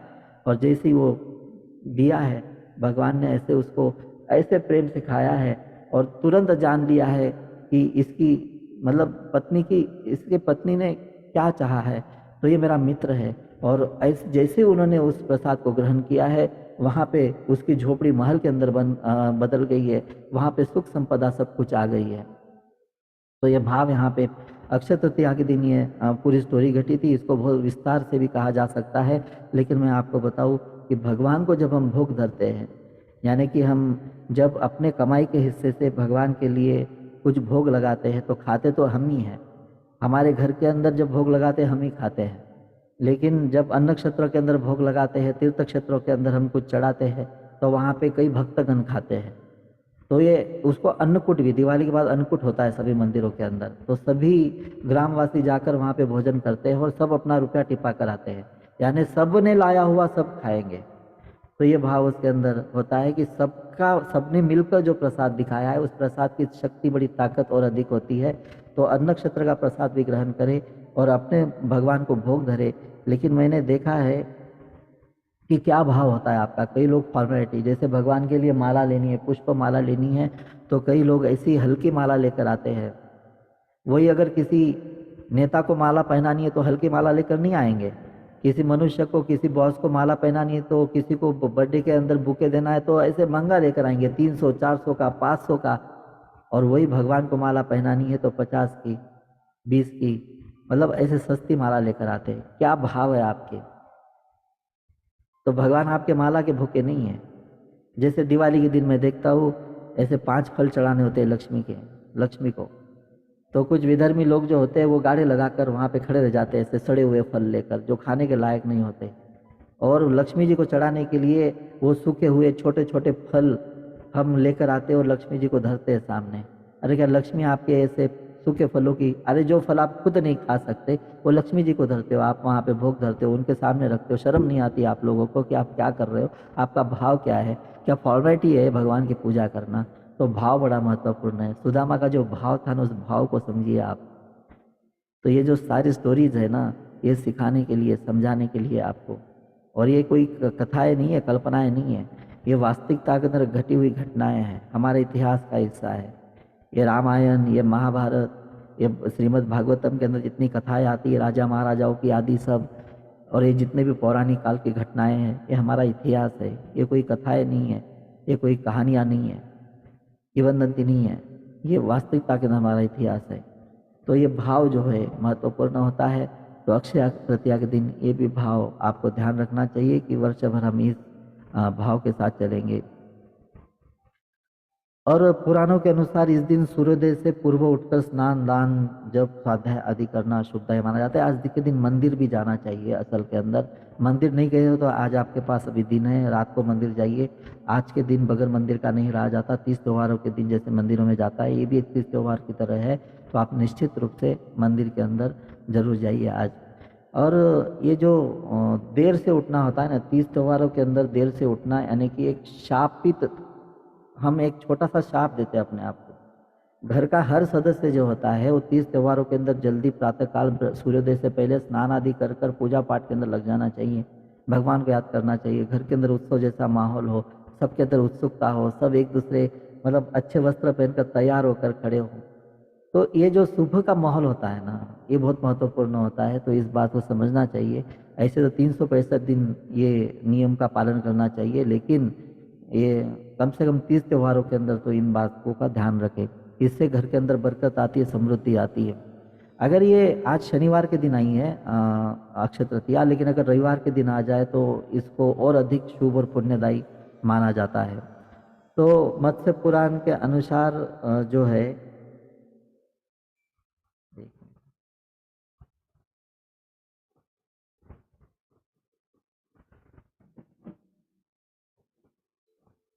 तो मत्स्य पुराण के अनुसार आज विष्णु की आराधना की जानी चाहिए।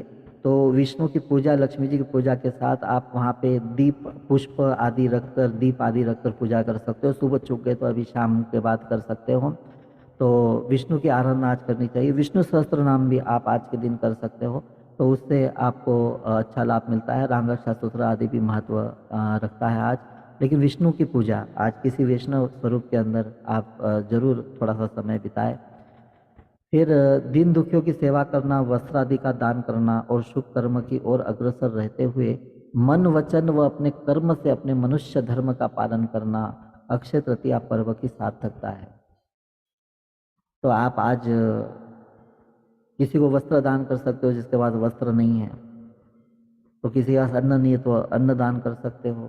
तो आज नहीं कर पाओ तो कम से कम उतना रुपया बाजू में निकाल कर रख दो। फिर गौ सेवा आज बहुत महत्वपूर्ण रखती है कि आज गौ सेवा के लिए कुछ 150 रुपया बाजू में रख दो। आज पहुंचा सको तो आज, नहीं तो बाद में कभी जाए। तो आज मैंने अक्षय तृतीया के दिन बाजू में रखा है, तो उसको, तो आप ऐसे 2-3 हिस्से कर सकते हो। ये 50 रुपये गौ सेवा के लिए, 50 रुपये नक्षत्र के लिए, और कुछ आप ऐसे वस्त्र के लिए आदि ऐसे आज संकल्प के तौर पे बाजू में रखकर बाद में भी इसको कर सकते हो।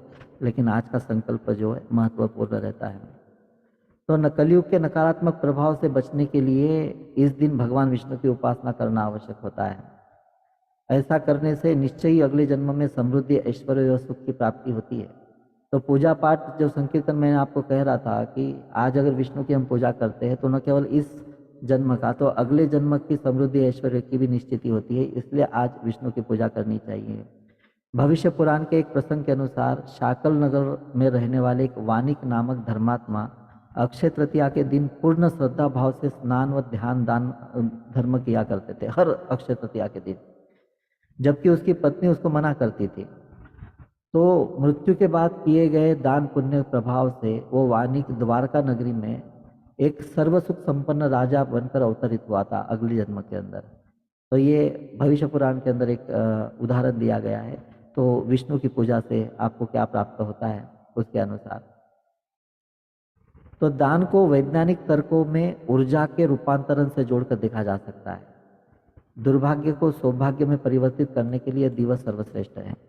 आप दान करते हो अर्थात क्या करते हो, तो ये शब्द को आप ध्यान से दान को वैज्ञानिक तर्कों के अंदर अगर, क्योंकि होता क्या है, तो ऊर्जा के रूपांतरण में, यानी कि जो ऊर्जा आपको ब्रह्मांड के ओर से, चाहे आपने कमाई होंगी, किन्हीं व्यक्तियों से कमाई होंगी, किसी संसाधनों से, किसी व्यापार से, कहीं से भी कमाई होंगी, लेकिन देने वाली तो ये सृष्टि है, परमात्मा है।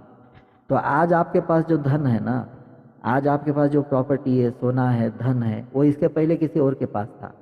आज आपके पास है, जब आप शरीर त्याग दोगे और किसी के पास होगा। तो भगवान ने धन आपको संभालने के लिए दिया है।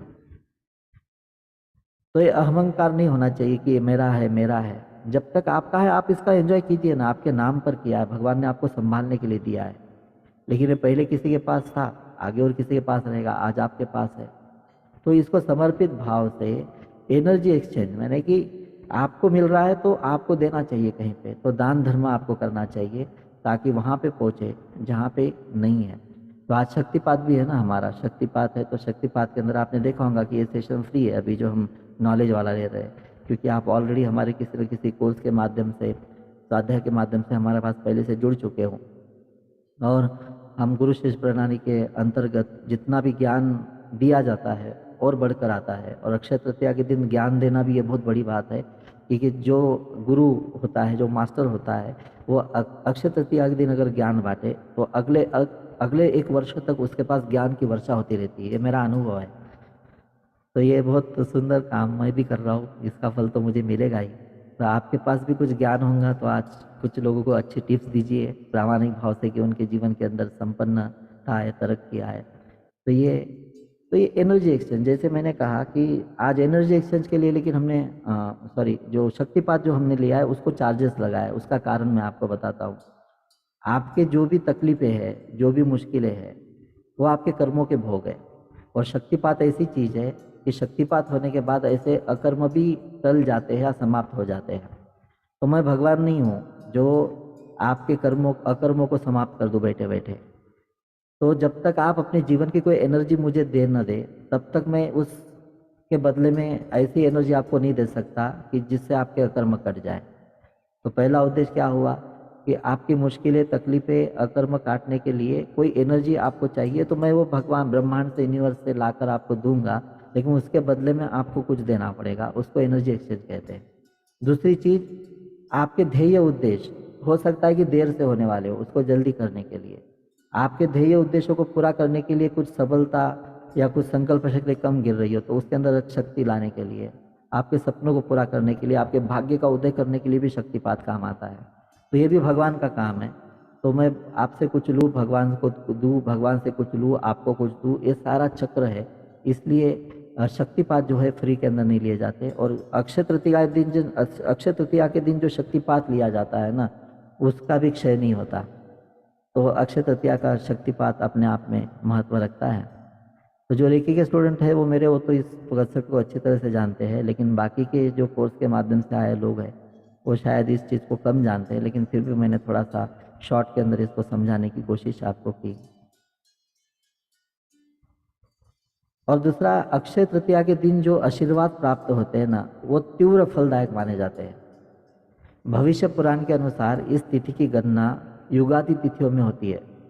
सतयुग, त्रेता और कलयुग का आरंभ इसी तिथि को हुआ और इसी तिथि को द्वापर युग समाप्त हुआ था।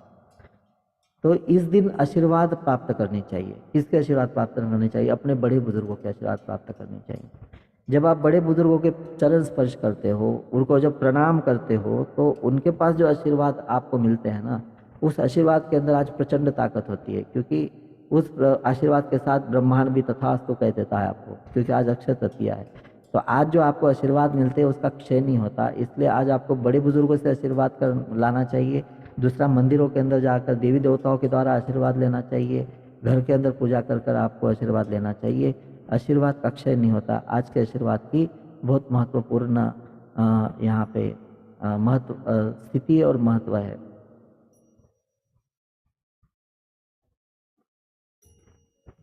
धन और भौतिक वस्तुओं की प्राप्ति तथा भौतिक उन्नति के लिए इस दिन का विशेष महत्व है।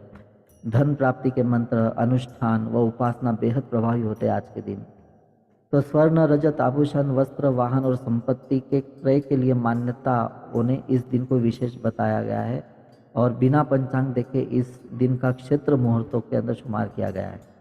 यानी कि पहले हम हर किसी शुभ कार्य के लिए मुहूर्त देखते हैं, तो इस दिन को आपको कोई भी मुहूर्त देने की आवश्यकता नहीं है। आप कोई भी शुभ कार्य इसके अंदर कर सकते हो। लेकिन धन और भौतिक वस्तुओं की प्राप्ति इन दिनों के अंदर करो तो वो जो भी वस्तुएं आप लाते हो, वाहन आदि लाते हो, धन आदि लाते हो, वो आपके साथ अधिक साथ निभाती है, अधिक टिकती है, ऐसी मान्यता है। इसलिए शुभ दिन के अंदर ही हमको, अक्षय तृतीया भी अगर चूक जाओ तो ध्यान रखना कि कोई भी अच्छी चीज़ घर के अंदर लाना हो तो शुभ तिथियों के अंदर लेकर आए। और कैलेंडर जो है, इंग्लिश कैलेंडर के अनुसार तो आपको इंग्लिश की तारीखें नज़र आती है, लेकिन हमारी तिथियां हमारे जीवन के अंदर महत्वपूर्ण होती है।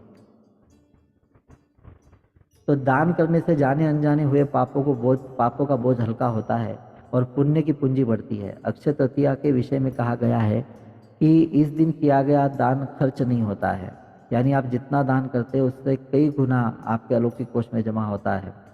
यानी कि अगर आपने कुछ दान किया तो आपके खर्च हो जाएगा, यानी आपने कुछ गलतियां की तो उसको निपटारा करने के लिए, भुगतान करने के लिए खर्च हो जाएगा। लेकिन अक्षय तृतीया के दिन जो दान किया जाता है उसका वो खर्च नहीं होता, वो हमेशा आपके कोष के अंदर जमा रहता है, यानी कि ये कोष कभी समाप्त नहीं होता। तो ऐसा ये आज के दान और पुण्य कर्म का महत्व है। तो मृत्यु के बाद जब अन्य लोकों में जाना पड़ता है तब उस धन से दिया गया दान विभिन्न रूपों में प्राप्त होता है, और पुनर्जन्म लेकर जब धरती पर आते हैं तब उसी कोष में जमा धन के कारण धरती पर भौतिक सुख एवं वैभव प्राप्त होता है। तो इस दिन स्वर्ण, भूमि, पंखा, जल, सत्तू और जौ, छाता, वस्त्र ऐसे कुछ भी दान कर सकते हैं। तो जो यानी कि जो जो आप पूजा के अंदर वगैरह यूज़ करते हो, वो जो दान करने से स्वर्ण दान का फल प्राप्त होता है, ऐसे भी कहा जाता है। तो इस दिन स्वर्ण, भूमि, पंखा, जल, सत्तू, जौ, छाता, वस्त्र ऐसा कुछ भी दान कर सकते हैं। तो इस तिथि को चारों धामों से उल्लेखनीय एक धाम भगवान श्री बद्रीनारायण के पट खुलते हैं। अक्षय तृतीया को ही वृंदावन में श्री बांके बिहारी जी के चरणों के दर्शन वर्ष में एक बार होते हैं। तो ये भी महत्व है इसका, बद्रीनारायण के पट आज खुलते हैं। तो अक्षय तृतीया के दिन महर्षि वेदव्यास ने महाभारत लिखना आरंभ की थी। इसी दिन महाभारत के युधिष्ठिर को अक्षय प्राप्त की प्राप्ति हुई थी। इस अक्षय प्राप्त की विशेषता थी कि इसमें कभी भोजन समाप्त नहीं होता था। तो कई किसी कहानी के अंदर ये अक्षय प्राप्त द्रौपदी को प्राप्त हुआ था, ऐसा भी कहा गया है, और कहीं पे युधिष्ठिर को प्राप्त हुआ था, ऐसे कहा गया है। तो इसी मान्यता के आधार पर कि अक्षय प्राप्त पात्र जो प्राप्त हुआ था द्रौपदी को या युधिष्ठिर को, तो इसके अंदर का अन्न कभी समाप्त नहीं होगा, उसको अक्षय पात्र कहते हैं। तो इसी मान्यता के आधार पर इस दिन किए गए जाने वाले जो अन्नदान का पुण्य जो है वो अक्षय माना जाता है। अर्थात इस दिन मिलने वाला पुण्य कभी खत्म नहीं होता और मनुष्य के भाग्य में सालों साल बढ़ता रहता है। सर्वत्र शुक्ल पुष्पानि प्रशस्तानि सदार्चने दान काले च सर्वत्र मंत्र मेत मुदिरयेत। अर्थात सभी महीनों की तृतीयाओं में श्वेत पुष्प से किया गया पूजन प्रशंसनीय माना गया है। यानी कि सफ़ेद रंग का फूल, श्वेत रंग का पुष्प जो है वो तृतीया तिथि के दिन भगवान को अर्पण करना चाहिए। ऐसी भी मान्यता है कि अक्षय तृतीया पर अपने अच्छे आचरण और सद्गुणों से दूसरों का आशीर्वाद लेना अक्षय रहता है। तो ऐसा नहीं कि लोग केवल आशीर्वाद ऐसे हाथ रख कर दे या शब्द बोलकर। तो हम हमेशा अपना आचरण अच्छा रखें, सद्गुण अच्छा रखें, हमेशा सबके लिए अच्छा सोचे, सहायता करते रहे, तो मनुष्य के अंतकरण से जो हमारे लिए अच्छे भाव निकलते हैं ना, वो भी हमारे लिए आशीर्वाद ही बन जाते हैं। तो इस प्रकार से ये अक्षय तृतीया के जो हमने महत्व यहाँ पे जाने, तो ऐसे तो कहने के लिए बहुत सारी चीज़ें हैं, और हमने कुछ धन वैभव संपदा के सूत्र भी आपको बताए। तो पैसा पैसे को खींचता है, सोना सोने को खींचता है, तो हमेशा पर्स के अंदर पैसा होना चाहिए, तिजोरी के अंदर पैसा दिखना चाहिए, घर के अंदर, शरीर के अंदर सोना दिखना चाहिए। और ये पैसे है ना, झाड़ पे लगते हैं, जितना चाहो उतना तोड़ के ले लो। जितना अंबानी के पास है ना, उतना आपके पास भी हो सकता है। जितने टाइम में उसको मिला है ना, उतने टाइम में उतना आपको भी मिल सकता है। लेकिन बात आती है आपकी संकल्प शक्ति की, आपके कर्मों के प्रति समर्पणता की। तो मेहनत कीजिए। हर कोई अंबानी, अडानी, टाटा, बिरला नहीं बन सकता, लेकिन उनके जैसे बनने का प्रयत्न हमको कहीं ना कहीं अधिक संपन्न बना देता है। तो अक्षय तृतीया के दिन मैं यही कहूँगा कि आप संपन्न हो, सुखमय हो, आनंदमय हो, और ऐसा कुछ कीजिए जैसे आपको ये अक्षय धन हमेशा प्राप्त रहे। दूसरा, गर्भवती बेटी हुई है, ध्यान रखना, गर्भावस्था के 9 महीने 9 दिन अक्षय तृतीया के जैसे है। इन 9 महीने 9 दिन के अंदर जो आप पाते हो उसका क्षय बच्चे के जीवन के अंदर से कहीं नहीं होता, वो अक्षय रहता है। तो गर्भ संस्कार भी अपने आप में अक्षय है। तो गर्भवतियों के लिए भी ये सूत्र मैं आपको दे रहा हूँ। तो आज का दिन तो महत्वपूर्ण है ही आपके गर्भवतियों के लिए, लेकिन 9 महीने 9 दिन आपके लिए अक्षय तृतीया की तरह है, क्योंकि वो बच्चे के लिए अक्षय है। जो भी आप इन 9 महीनों के अंदर 9 दिनों के अंदर अच्छा बुरा अर्जित करती हूँ। तो इसी के साथ आज के सत्र को हम यहाँ पे समाप्त करने वाले हैं। 1-2 मिनट के लिए आंखें बंद करें, 2 मिनट के लिए आंखें बंद कर लें।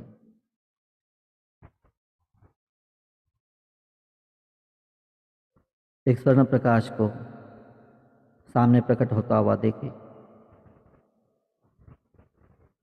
उसके अंदर कल्पना से देखें कि एक स्वर्ण प्रकाश है।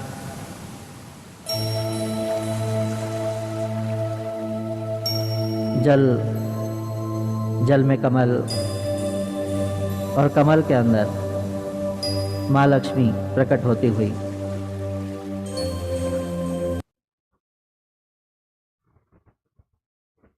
और माँ लक्ष्मी को आप वहाँ पे प्रणाम करें।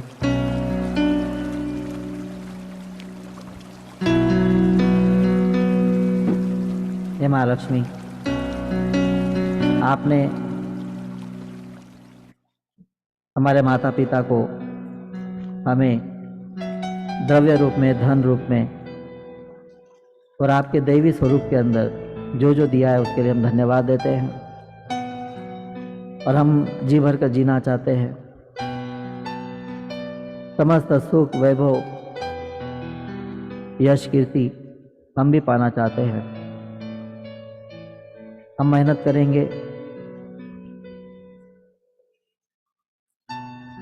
अच्छे कर्म करेंगे और हमेशा अपने साथ साथ सबका भला सोचेंगे, सबको साथ लेकर चलेंगे। सर्वत्र सुखिनः सन्तु सर्वे सन्तु निरामया वाला भाव रखकर हम आपको अर्जित करेंगे।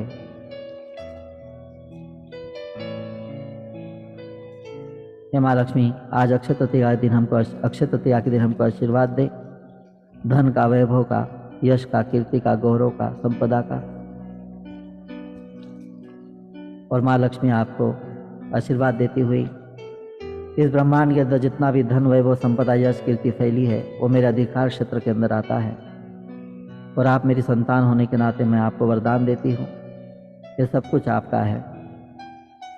संसार में जितने भी प्राणी मात्र है वो 10 हाथों से बटोर ले तो भी इसका अंश मात्र समाप्त नहीं होगा। इतनी प्रचंड मात्रा में धन, वैभव, यश, संपदा, कीर्ति फैली है, सब आपका, जितना चाहो उतना ले लो।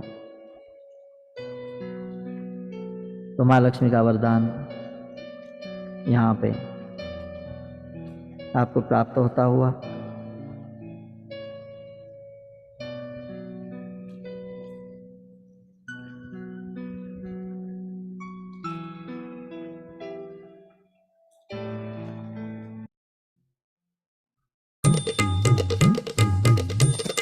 ये स्वर्ण प्रकाश माँ लक्ष्मी के आसपास से आपके पास भी आता हुआ समस्त कवचानां तो तेजस्वी कवचोत्तमम् आत्मरक्षणमरोग्यं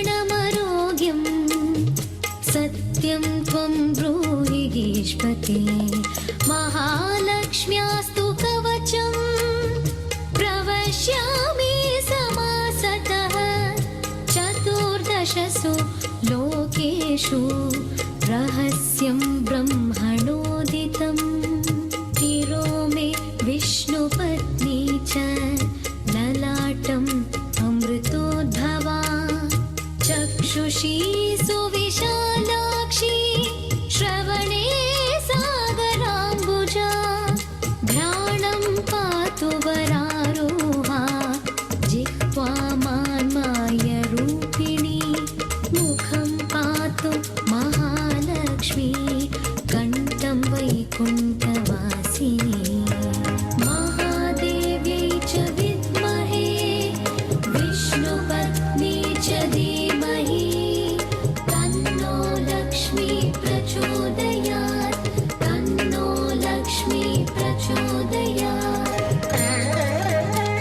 महालक्ष्मी को धन्यवाद दें। महालक्ष्मी समस्त उच्च स्थानों में व्याप्त होती हुई सदा सदा के लिए आपके जीवन के अंदर बसती हुई शांति पाठ।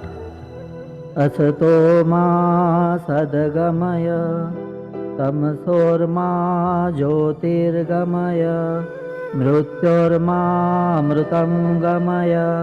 ओम शांति शांति शांति।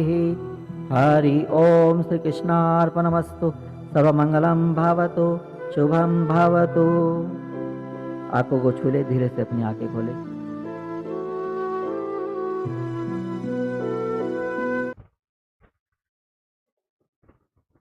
जय श्री कृष्ण।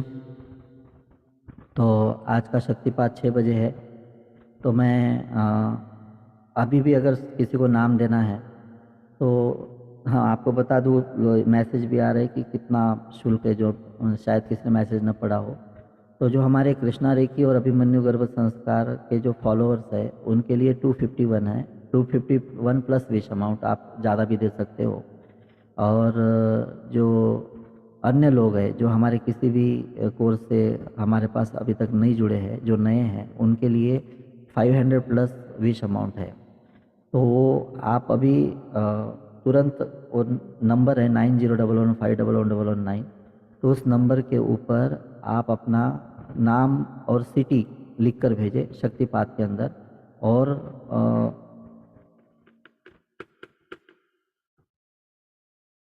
9011511119 इस नंबर के ऊपर आपको नाम और सिटी लिख कर भेजना है।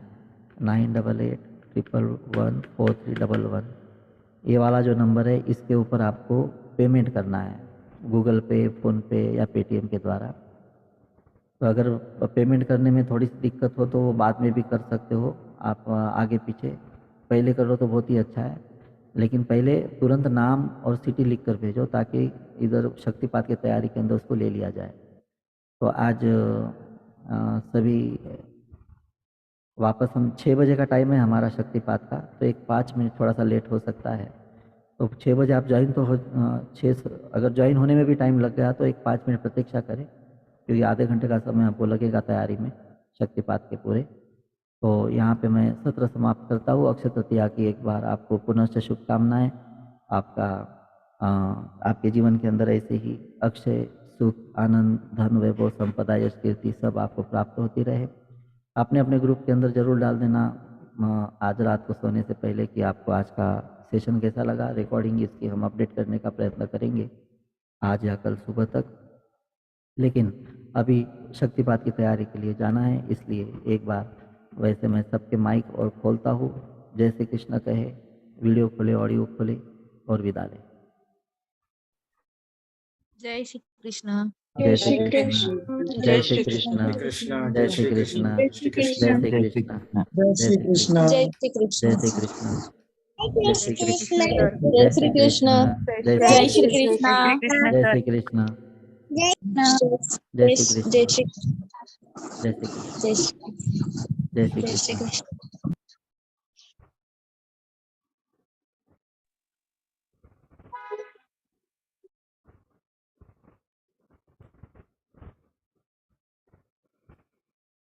जय श्री कृष्ण।